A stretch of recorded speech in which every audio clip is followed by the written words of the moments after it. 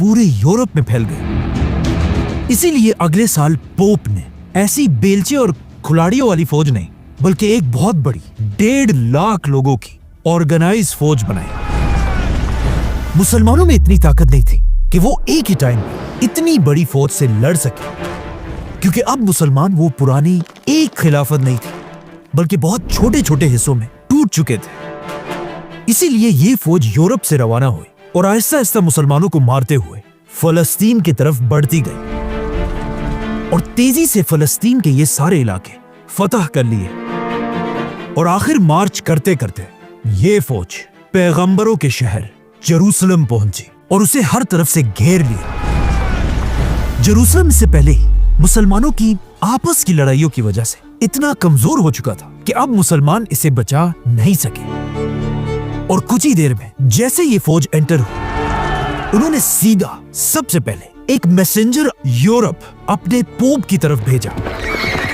कहा जाता है कई दिन सफर करके जैसे ये मैसेंजर अपने पोप के पास पहुंचा, इससे कुछ ही देर पहले पोप मर चुका था। मतलब पोप अर्बन ने कभी अपना ख्वाब पूरा होते हुए नहीं देखा। अब तक सबको लग रहा था कि क्रिश्चियंस की ये फौज एक होली फौज है जो अपने लिए नहीं बल्कि अपने खुदा के लिए लड़ रही है। लेकिन यहां पर सबको समझ आने लगी कि ये क्रूसेडर्स कोई होली फौज नहीं बल्कि एक टेररिस्ट ऑर्गेनाइजेशन है, क्योंकि कहा जाता है जेरूसलम पर कब्जे के बाद क्रूसेडर्स ने सिर्फ 10 दिन के अंदर अंदर 1 लाख मुसलमानों को शहीद कर दिया, जिसमें औरतें, बच्चे और बड़े बड़े स्कॉलर्स भी शामिल थे।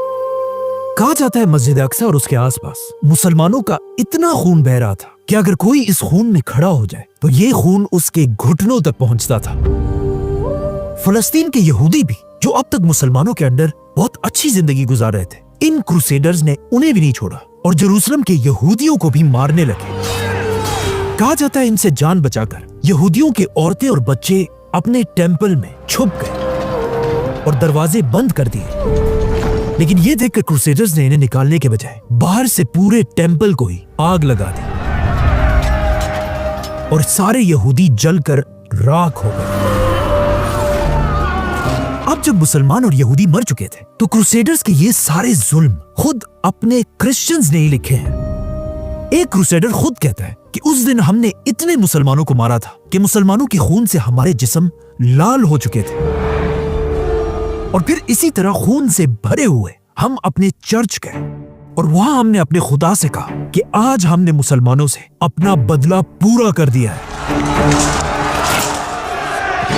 इस तरह वो जेरूसलम जिसे इससे 400 साल पहले खलीफा उमर बिन खत्ताब रज़ियल्लाहु अन्हु ने एक कतरा खून का बहाए बगैर फतह किया था, आज 400 साल बाद इन क्रिश्चियंस ने लाखों लोगों को मारकर उसे मुसलमानों से छीन लिया।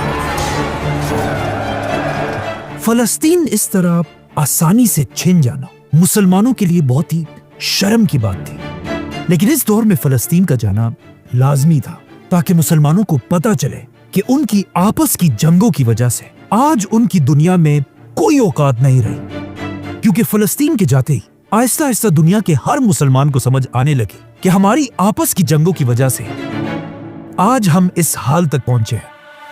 और यहां से अब मुसलमानों की बारी थी कि वो आपस की दुश्मनियां तोड़कर एक हो जाए और दोबारा फलस्तीन पर हमला करके इसे फतह करें।